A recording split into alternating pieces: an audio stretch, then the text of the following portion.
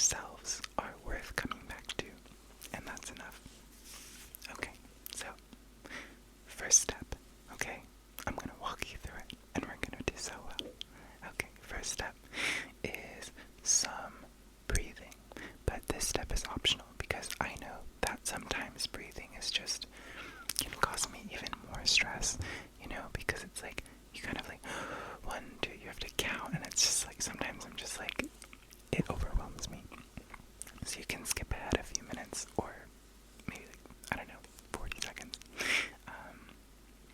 If you don't want to do any sort of breathing exercise, totally fine. Okay, not necessary. Okay, so the breathing exercises that I like to do the most are the most basic one, which we're going to do for like 10 to 15 seconds, is you just try to allow whatever breath pattern naturally occurs to happen. And you just bring your attention to the breath.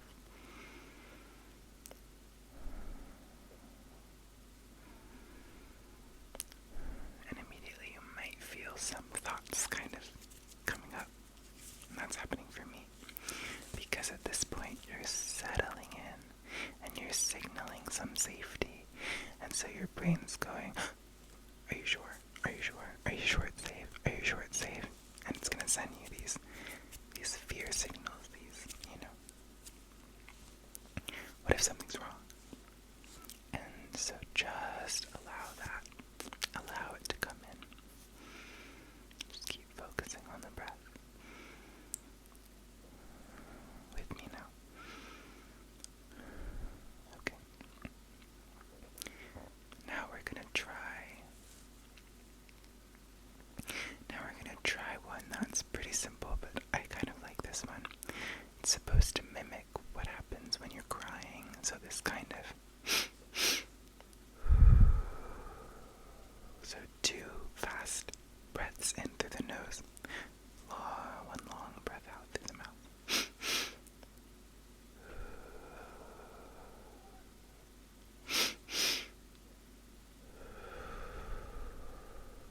Okay, so all of this breathing is just an attempt to signal to the nervous system that regardless of the stress we're experiencing, that it's safe to experience it. We're not trying to calm down necessarily, because you have to kind of treat yourself like a child in these scenarios. And if a child is crying over something that's really, really hard for that child, you don't want to tell them, like, stop crying, calm down. No, you let them cry it out. You let them throw a little tantrum, and you understand that they're a child, and that's just what they have to do in that moment to express. And so that's the goal with us, okay? We are the container, the kind of, the container that is experiencing the emotion, and it is completely safe to experience whatever you're experiencing, whatever it is. I promise you. I promise you. Yes, even you. Okay, so the last breathing exercise is, so you go 1 kind of medium breath, so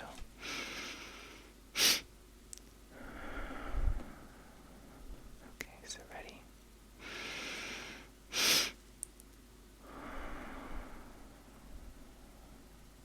Okay.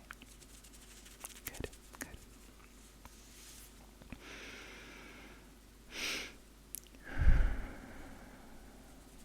Wonderful. Okay, you can do this a few more times if you'd like. I'll wait for a second, and you can just pay attention to your breath, how it naturally is. You can focus on allowing the uncomfortable thoughts. Another thing is, and this isn't supposed to be a guilt trip, but sometimes in videos like these that I click on with intention for some relaxation and peace, I get antsy, and I'm like, oh, I'll just find another video. I'll just go somewhere else. I'll go find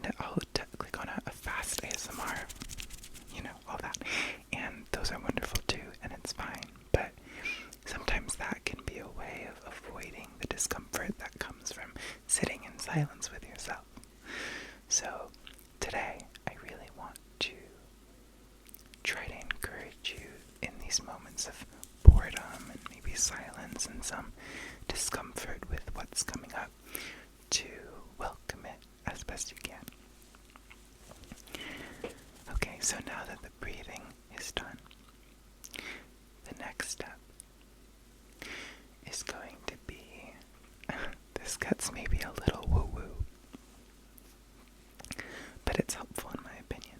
So we're going to sort of embody our physical present bodies and our awareness. So what I mean by that is you probably feel some discomfort right now because, I don't know, if you're like me, there's always a little bit of discomfort. At least most of the time there is. And so that discomfort, you can kind of see it, right? You can sort of almost see the shape of it or feel the shape of it, the tone of it, the flavor of it. And I just want you to taste it almost like it's a meal. Just kind of, what does it taste like? What does your senses, what does it feel like as a kind of raw emotion? So don't describe it, nothing like that, but just like kind of bring your attention into your body, to your arms, your legs, your stomach, your chest, and be a little curious about what this emotion feels like in your body, because we always live up here in our minds, but emotions are scientifically a physical, somatic experience. They don't just live in the mind, And so it's important sometimes to, in order to fully feel and process something, it has to happen in the body as well as the mind. And so right now I'm just encouraging you to kind of taste the flavor of these emotions, and even if they're uncomfortable, to just kind of let them be where they are, the size that they are, the color, whatever. And now what we're going to do is we're just going to hold on to it for about a minute, or maybe 30 seconds to a minute. Just sort of turn it around in your mind and understand that if you can see it in this way, if you can kind of look at it in your mind's eye and sort of look at the emotions, then that means you aren't them. If you can see it, it's not you. And so if you can see it, it's not you. In which case, what that means is that it is completely safe to touch, to allow to run through you. Okay? So we're just going to do that for a bit, even though it's a little challenging sometimes. And what you can imagine is kind of literally opening up your heart to the most disturbing and uncomfortable thoughts you can possibly have. Open your heart. Nothing's going to happen. It might get a little worse before it gets better, but nothing bad will happen. You just allow. I promise. Okay. I'm gonna shut up for about like a minute and just encourage you to really allow. Okay? Maybe I'll make some soft sounds in the background. Okay.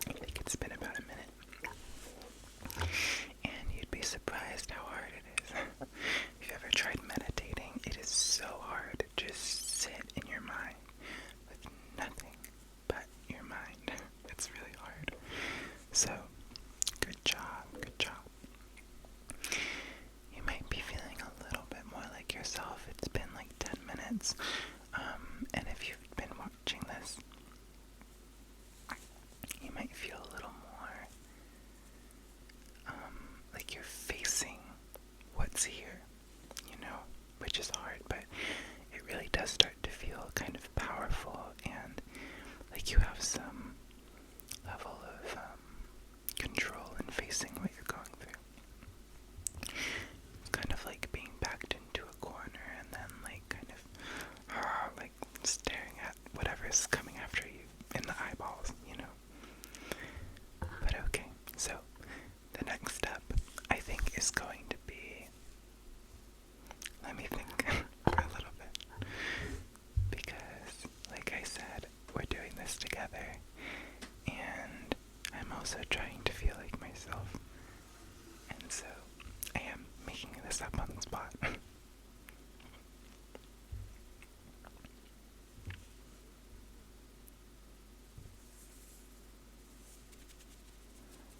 Okay, so now, I guess now what we can do is work on deepening the allowing. And so what I mean by this is I really want you to just notice that with a lot of the thoughts you're having, there's a second thought after that that attempts to make the original thought or feeling sort of neutralize. So for me, what this looks like is, something along the lines of, oh, I feel bad about X, or I am, I'm never gonna feel X, or whatever it is, right? What happens is, after that thought, something else comes up and says, well, don't worry, or oh, you should be grateful for, oh, or maybe blah, blah, blah. Something that attempts to make me feel better. And a lot of this is kind of like sort of therapy speak, kind of like, oh, well, like replace a negative thought with a positive thought, or very CBT kind of, oh, if you're worried that somebody doesn't like you, for example, and you keep telling yourself, oh, I don't know that, maybe they probably do like me, it's probably not true, blah, blah, blah. The problem with this sometimes is that it's not that it's bad, but like you're avoiding the fear and discomfort that, and that is where the healing is. And that is how you,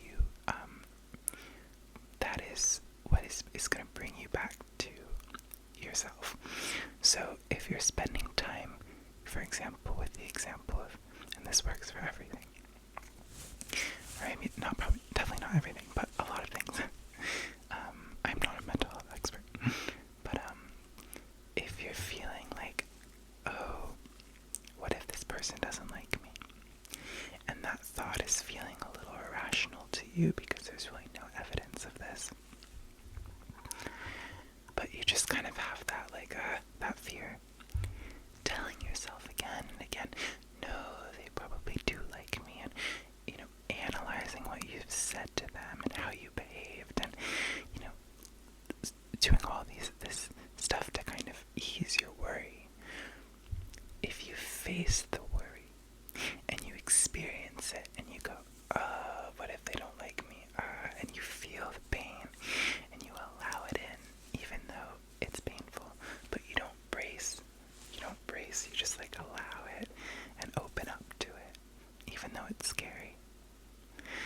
Then what that does is, and probably not right away, but that is what brings you back to yourself. And it's just a much faster, more overall healthy way of processing an emotion. So now what I want you to do is kind of notice the secondary thoughts that come. So if you're feeling anxious about something, or you're feeling bad about yourself, whatever it is, notice how there's an attempt to soothe, or an attempt to dismiss, or say, oh, it's not that bad, or maybe, something like that. And I want you to kind of instead focus on the physical emotion. And what's helpful here is you can just think, like, where do I feel this in my body? And I know this sounds a little woo-woo, and it kind of is.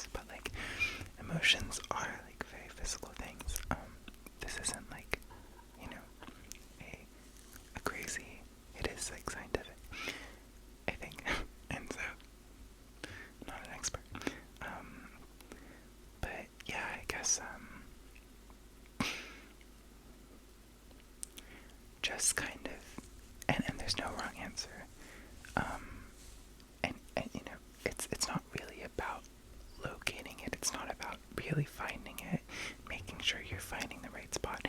It's just about allowing you to become more of a neutral experiencer that isn't clinging to experience so much, which in time allows you to be more kind of fluid and non-attached to these narratives and stories that we tell ourselves. And so you start to notice that, for example, negative self-talk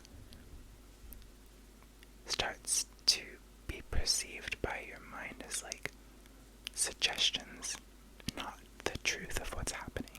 So if you're at a party or whatever, I don't know why I said I don't go to parties, but if you're in public or whatever and you're like, oh god, everyone's looking at me, everyone thinks I'm weird, whatever. With time, when you allow this fear and you don't just wish it away and say, no, I'm probably fine. No, they don't think that. No one's thinking about you. My hair fell. I tried to do a Florence and the Machine type flower crown. Whatever. Okay, so when you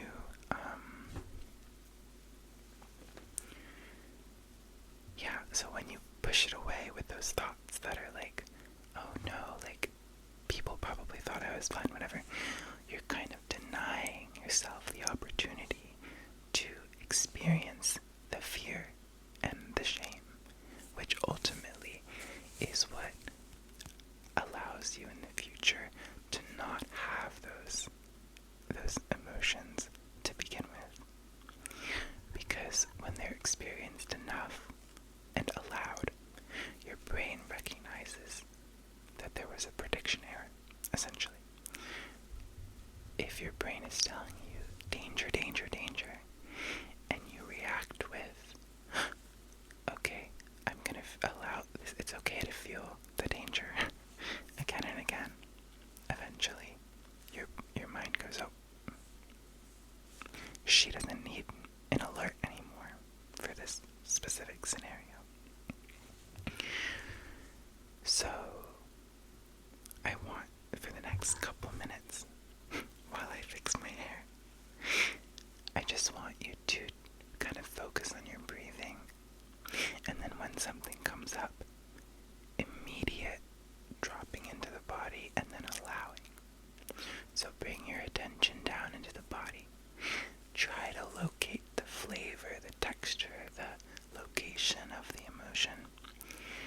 And if it's a thought, you can just kind of locate where the thought is, or you can kind of allow the thought to sort of bring you the emotion. You can even say to yourself, if the thought is something scary, you can say, what if that's true? And then you'll feel it. You'll go, what if this is true? And then you'll feel it. And you can kind of find it in the body. And this is not going to make you feel better.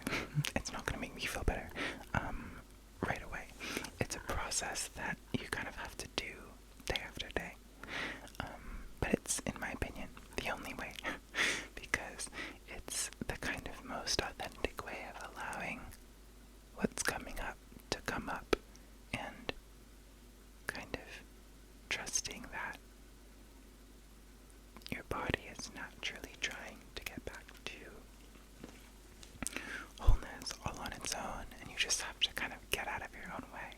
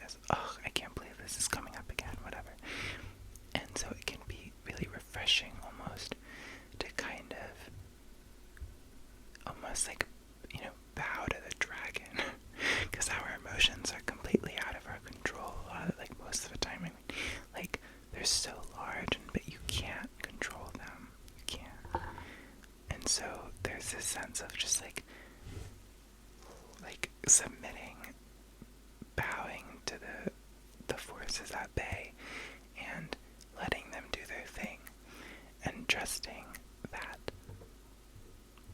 the thing that they're doing is not necessarily like a malfunction of your mind, but just an attempt to get back to a healthy, whole place. Okay, that's enough rambling from me. I'm just gonna do some triggers for a little bit while you do this, just to kind of be here with you. And yeah, I also just want to apologize. I'm very rambly in this video, and I don't know if what I was saying made a lot of sense, but these are just some ideas that I've been kind of pondering as of late. And I thought it might be worth a share.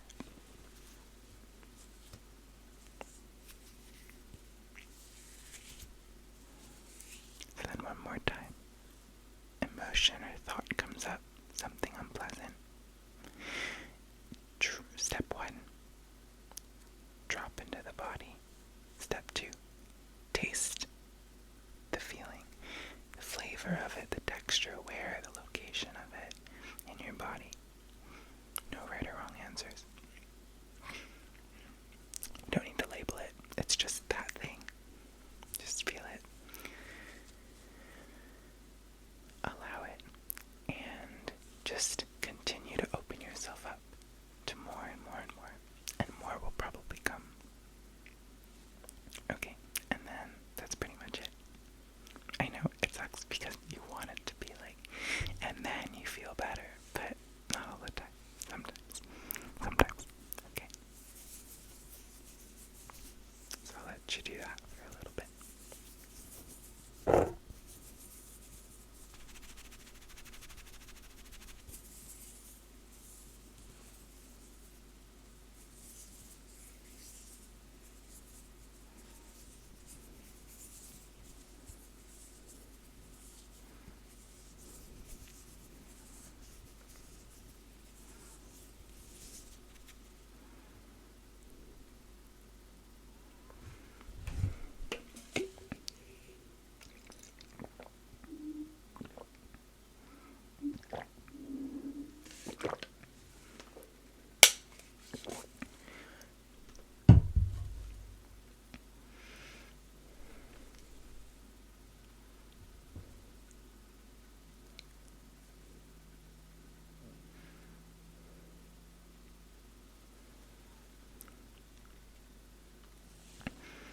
Okay. I know that wasn't that long, but I'm not sure how I feel about this one. I'm feeling a little bit closer to myself, so it's a win for me. I hope that you feel maybe slightly closer to yourself, and if not, that's okay. It really is okay. And this is another example. I'll say one more thing and then I'll go. If you don't feel like yourself and you're feeling frustrated, that is a chance to allow that frustration. And I know it's a little frustrating, but